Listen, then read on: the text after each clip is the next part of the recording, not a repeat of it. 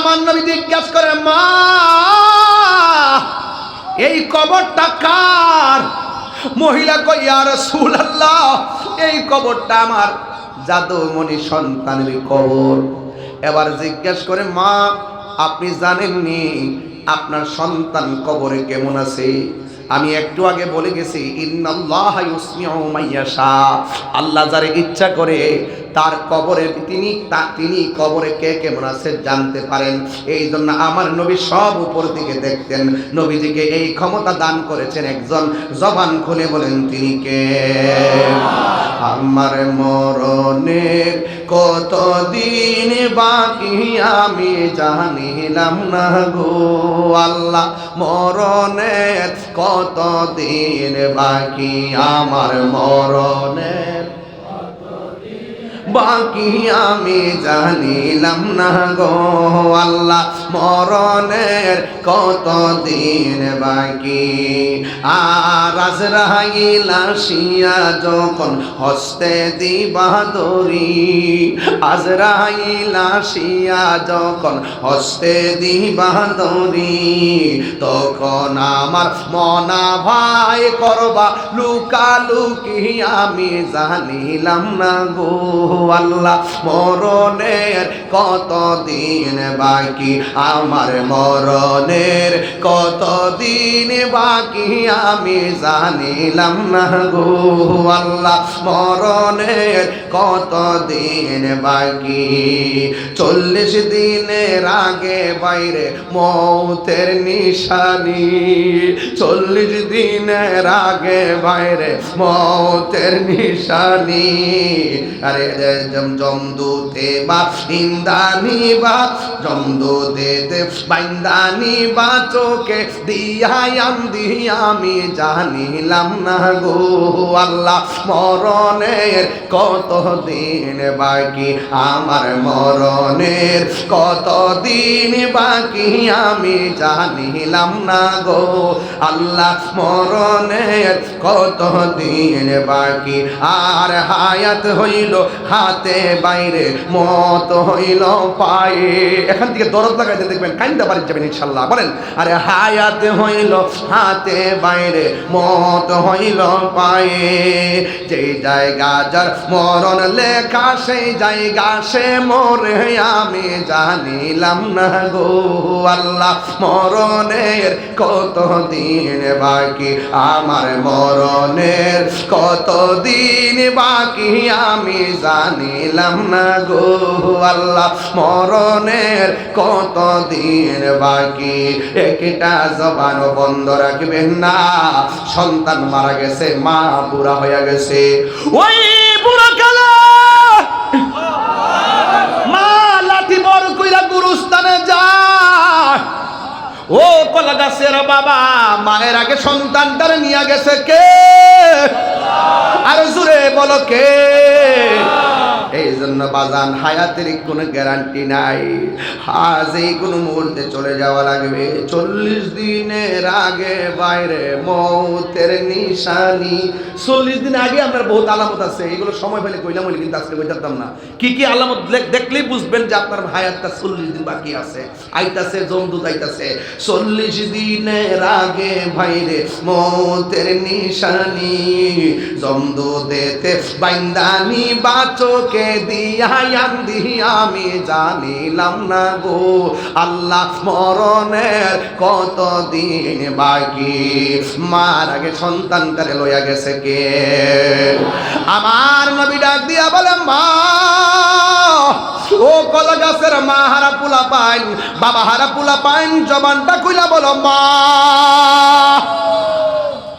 ও মা গো মা, কবরটা কার? মহিলা বলে, ইয়া রাসূলুল্লাহ কবরটা আমার জাদুমণির। এবার ডাক দিয়ে বলে, মা আপনি জানেননি কবরে সন্তানটা কেমন আছে? আমি জানি না, আল্লাহ এবং তার বন্ধু ভালো জানে। আপনারা জবান খুলে বলুন, নবী জানার ক্ষমতা আছে না নাই? বন্ধু রে, বন্ধু রে, হ বন্ধু, আমার নবী ডাক দিয়ে মা গো আমি দেখছি তোমার সন্তানটা কবরে জাহান্নামের গালিচার মধ্যে পড়ে আছে। এই কথা যেই মা শুনছে মা চোখের পানি না ফালাইয়া হাসতে হাসতে নাচতে শুরু করছে। এবার আমার নবী জিজ্ঞেস করে মা আমি আপনাকে বলছি কবরটা কার? আপনি দরদ মাখা কণ্ঠে বললেন আপনার জাদুমণির। আমি এখন বললাম সন্তানটা বড় কষ্টে আছে, আপনি কেন আনন্দে হাসতে শুরু করলেন? তখন মা দুঃখিনী ডাক দিয়ে বলি নবী গো আমার জাদুমণিটারে যখন আমি পেটের মধ্যে রাখছি, যখন আমার আল্লাহ পানির ফুটা থেকে রক্ত থেকে গোশত, গোশত থেকে হাড্ডি, হাড্ডি থেকে সুতাম দেহ বানাইছে, যখন আমার সন্তান হাত পা হইয়া গেছে এমন কোন রাত না এই লাতি খাইয়া আমার ঘুম ভাঙ্গে নাই, চোখের পানি ফালাইয়া ফালাইয়া আমি রাত্র কাটাইছি। ও নবী গো সকালবেলা চোখের পানিগুলা মুইসা মানুষের সামনে গেছি, কাউকে আমি বুঝতে দেই নাই জাদুমণির লাথিতে আমি ব্যথায় রাত্রে ঘুমাইতে পারি নাই। আমি যখন খাওয়ার মধ্যে বসলাম আমি খাবারের প্লেটটা নিয়ে মুখের মধ্যে খাওয়ানটা দিন, সাথে সাথে আমার পোলা আমার পেটের মধ্যে লাথি মারছে। এইভাবে কতদিন আমার সন্তান আমার ঘুম কাইরা নিছে, এইভাবে অনেক দিন আমার সন্তান আমার মুখের খাবার কাইরা নিছে। এই ব্যথা ব্যথা ব্যথা আমি যখন সন্তানটারে ভূমিষ্ঠ করাইতে গেছি আমার অনেকে বলতেছে আমি নাকি বেহুশ হয়ে গেছিলাম, এমন ব্যথা ব্যথা আমি মনে হচ্ছে মারাই গিয়েছিলাম। ইন টাইমে সন্তানটার আমি ভূমিষ্ঠ করলাম, মানুষ বলছে আমি নাকি বেহুশ হইয়া গেছিলাম। এরপর আমি হুশ হইয়া সন্তানকে বুকের মধ্যে নিয়া আমি ব্যথা ভুলে গেছিলাম। এই সন্তানটার আমি তিলে তিলে বড় করলাম, বড় করতে করতে সন্তান প্রতিষ্ঠিত হয়ে গেল। দিন যতই যাইতেছিল এই সন্তান আমাকে অবহেলা করতেছিল। আমি এমন ভাবে বুঝাইছি সন্তান আমারে বুঝে নাই, আমার সন্তান আমারে লাথি মারছে, আমার সন্তান আমারে দমক মারছে, এই কষ্টটা আমি সহ্য করতে পারি নাই। তখন আমার যখন কষ্টের তীব্রতা দেয়ালের মধ্যে পিঠ লেগে গেছে তখন আমি আর সহ্য করতে পারি নাই। আমি আল্লাহর দরবারে বদদুয়া দিছিলাম, আমি বলছিলাম আল্লাহ আমার সন্তান আমাকে যে কষ্ট দিয়েছে গো আল্লাহ, আমার সন্তান আমারে যেই কষ্ট দিয়েছে আমি আর সহ্য করতে পারি না। আল্লাহ আমার সন্তান আমার দুনিয়ায় কষ্ট দিছে, তুমি তারে আখিরাতে কষ্ট দিও। আমার মনে হয় আমার আল্লাহ আমার বদদুয়াটা কবুল কইরা বলাইছে। আল্লাহ যে আমার মতো ফাগুনের ডাকটা শুনছে এই জন্য আমি হাসতেছি, আল্লাহ যে আমার ফিরাইয়া দিছে না এই জন্য আমি হাসতেছি। এবার নবী তো রাহমাতুল লিল আলামিন, সন্তানের প্রতি মায়ের দরদ আর উম্মতের প্রতি নবীর দরদ এক জিনিস না। নবী তো নবী, ওই উম্মতের জন্য এখনো তিনি রওজা মুবারকে কান্দেন, পাথর আঘাত খায় নবী উম্মতের জন্য কান্দেন। আমার নবী আল্লাহর ডাক দিয়ে কি আল্লাহ সন্তানের দেওয়া কষ্টে মার বদদুয়ায় তুমি সন্তানরে জাহান্নামের আগুনের মধ্যে ফালাইছো। মা বদদুয়া দিছে তুমি আগুন দিয়ে জ্বালাইতেছো। আমি মহিলাটারে বলার পরে মুখে মুখে হাসতেছে। ও আল্লাহ তোমার কাছে ফরিয়াদ করি, আমার নবী তো মুস্তাজিবুদ দাওয়া, আমার নবী আল্লাহরে বললে আল্লাহ না দিয়ে পারেন না। আমার নবী আল্লাহরে ডাক দিয়া কই আল্লাহ আমি কবর আযাবটা দেখতেছি, কিন্তু মহিলাটা তো কবর আযাব দেখে না, মেহেরবানি করে কবর উপরের সামিয়ানাটা আলোক কইরা দিয়া কবরের আযাবটা একটু মাটারে দেখাইয়া দাও, কারণ আমার নবী তো উম্মতের জন্য দরদি। কথা বলেন না ঠিক কিনা? যেই দিন মা সন্তানকে চিনবে না, সন্তান মাকে চিনবে না, সেই দিন আমার নবী উম্মতরে বলবে না। ও বন্ধু কি দিয়ে আওয়াজ বুঝাইতাম রে বাবা, সব বলিব কিন্তু তোমায় বলতে পারি না, সব বলিব কিন্তু তোমায় বলতে পারি না, ভুলিনি একদম প্রেম নিয়া একদম ভুলিনি সব ভুলিব কিন্তু তোমায় ভুলতে পারি না।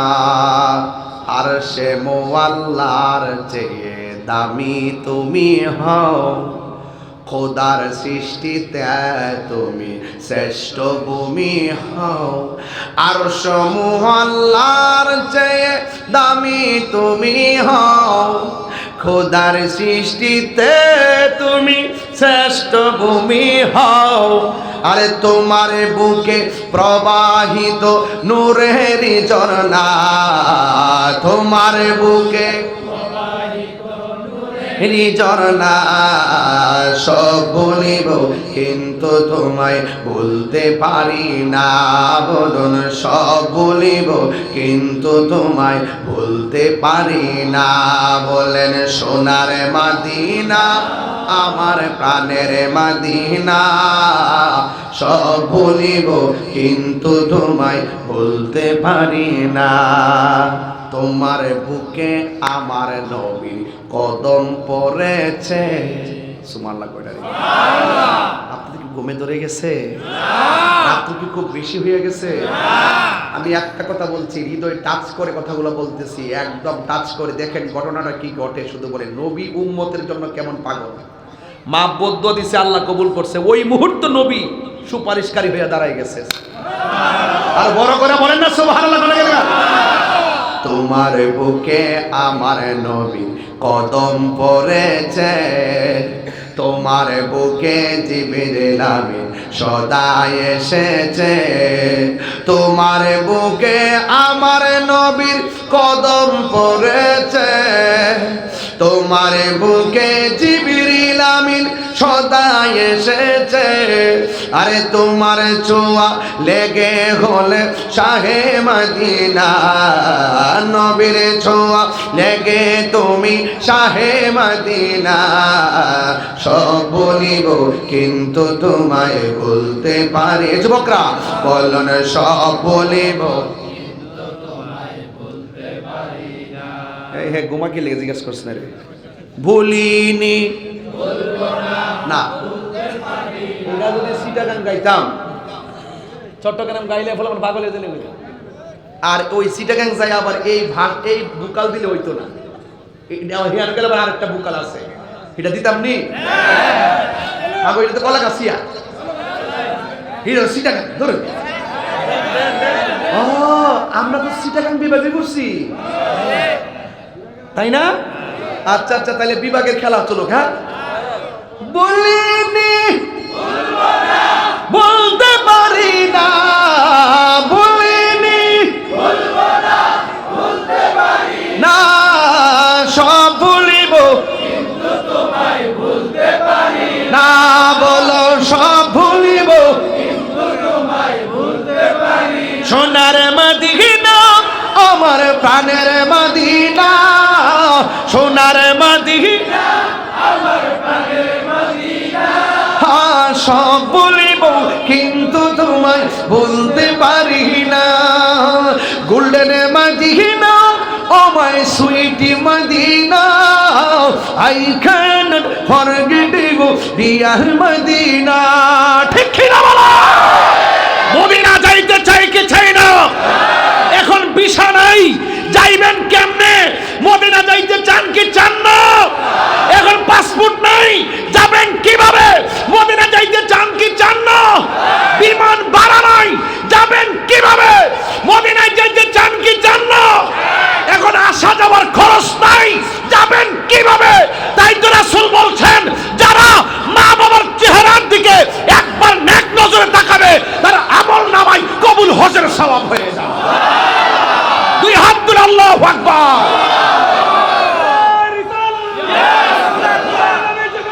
আমরা আছি সেখানে। আল্লাহু আকবার জোরে বলে। যুবক কি দিলাম ওয়াজ?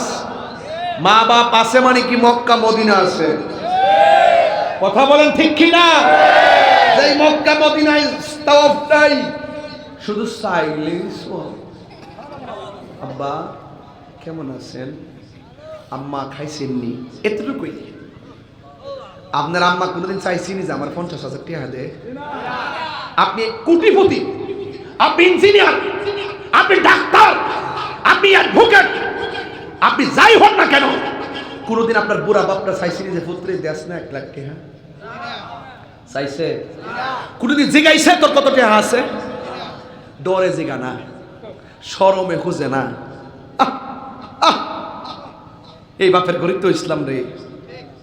অফিসার দারোয়ানটা কয়ে রাখে একটা মুরব্বী আই বলুন কি ফিরা একটু সাইডে বয়ায়ও, তোর মতন অফিসারে জুতা দা ফিরামু। বাপ কৃষক হোক, বাপ শ্রমিক হোক, কুদাল দিয়ে পানি গেল হোক, লাতুর হোক, কানা হোক, বুবা হোক, বাপ আমার আদর্শ, মা আমার আদর্শ, বাপ আমার চেতনা, বাপ আমার অহংকার। এক লক্ষ নয়, সারা পৃথিবীর সামনে বলবো এই মানুষটা আমার বাপ। আর তুমি বাপরে পরিচয় দাও না। বিয়াটা করার পরে জিফত হইলে জামাইবে পরামর্শ করে কো গ্রামে লেখাপড়া ভালো হয় না,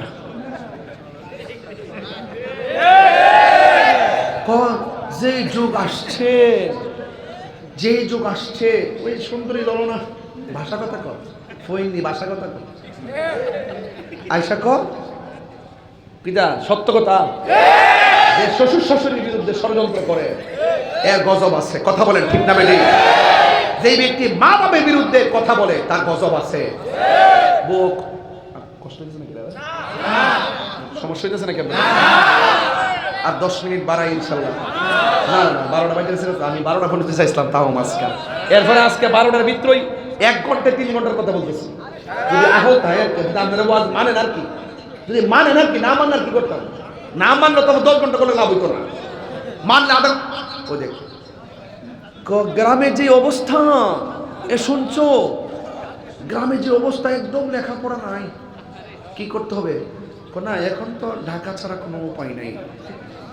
সুন্দর কইরা সন্তান রে ওই জামাইরে পড়াইছে, জামাই বাইতেছে, তোর মার লোকে পরামর্শ করে, আম্মা তোমার নাতি তো আসলে এই গ্রামের পরিবেশে পড়তার তো না, অন কোনো বেটি কি কইব যে আমার নাতির এই আমি পড়া? খবর না না ফুট যেখানে ভালো, আমার নাতি অনেক বড় হইতেইব, ফুট তুমি লইয়া যাও।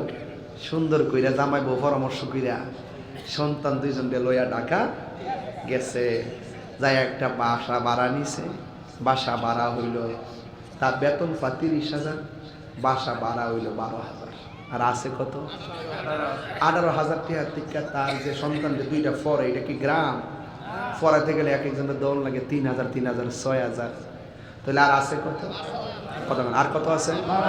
12,000 টাকার মতো মনে হচ্ছে যে বিদ্যুৎ বিল টিল আছে না, ওই যে খরচ টরচ, ডিশ বিল, ওয়াইফাই বিল, এমনি মিলে দিলাম, ধরুন না আপনি 3,000 ওই, আর আছে কত?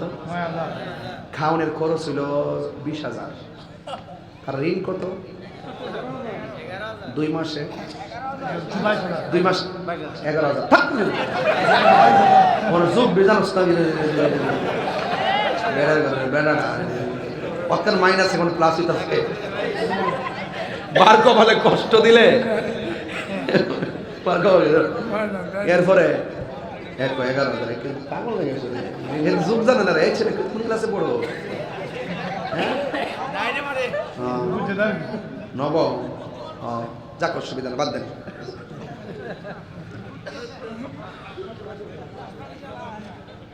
কি কষ্ট দিচ্ছে আপনারা? দেখেন না অস্ট্রেলিয়া কই যায়, জন্মের সাইজ করে ছেড়ে দেন কলা গাছ থেকে, কলা গাছের দিকে জন্মের সাইজ করে ছেড়ে দেবো। এই ওয়াসারি কলা গাছে থাকবো না, সারা দেশ শুনবো, প্রত্যেকটা ফ্যামিলি তার সমীকরণ মিলাই নিব। হ্যাঁ টিকিট তো আছে, টিকিট তো আছে, টিকিট তো আছে, তাই হিজিটা বলছে তো রাইট কথা বলছে। কি মনোবিজ্ঞানে নাকি আমরা মনোবিজ্ঞান কেমনে ঢুকছে রে? এই তথ্য সব আমরা মাথার মধ্যে আয়ে বহুত পরিধি করি তো, বহু সংসারের বিচার আছে আমার কাছে আয়ে, এর লাগে আমরা জানি, বাস্তব বলতে পারি। এবার ঋণ কত হয়েছে 1 মাসে? 22,000।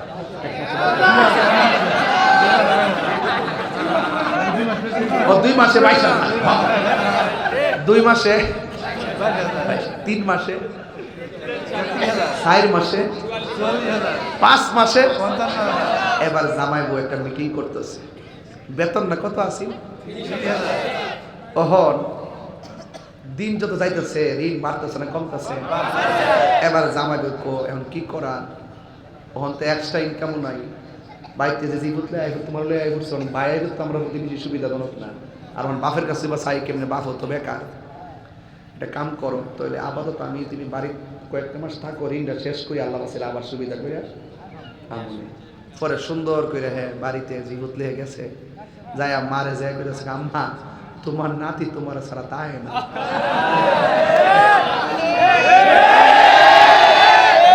কথা বলা গেলে গা আর মা পুত্রে আমি তোর ঘরে ছিলাম তুই আমার ঘরে রে তোর কি তোর আমি ডাহাত থেকে এডভোকেট বানাইছিলাম রে এই স্কুল থেকে বইরিতে তোর এডভোকেট হইছে রে হো এই শাড়ির মধ্যে ঘুমাই তো তোর বড় হইছে রে হো কথা কোন ঠিক না বেটে? আরে মার মনে কষ্ট না দিলে মারে সুখ দিলে মারে ভালোবাসা দিলে আরে ফুলাও কুরমা লাগে না শুটকির ভর্তা দিও ফুলাও কুরমা শান্তি পাওয়া যায় কথা কোন ঠিক না বেটে?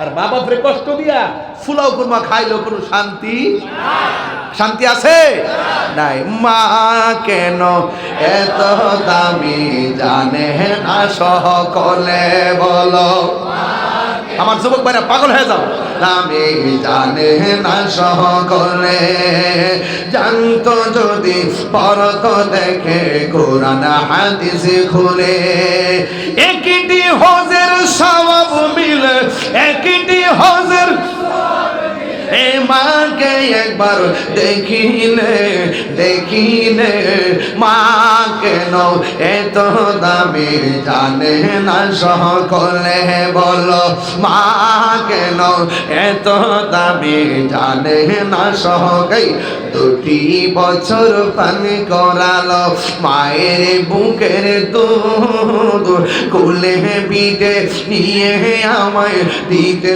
কত শোক সেই মায়ের কষ্ট দিলে সেই মায়ের কষ্ট দিলে খোদার আরো ছোটনে মা কেন এত দামি জানে না সকলে বলো মা কেন এত দামি জানে না সকলে মায়ের প্রসবের কালে কত কষ্ট পায় বেহুশ হইয়া পরে মায়ে আপন বিছানায় মায়ের প্রসবের কালে কত কষ্ট পায় বেহুশ হইয়া পরে মায়ে আপন বিছানায় সন্তানের নিয়া কুলে সন্তানের প্রসবে তা ভুলে মা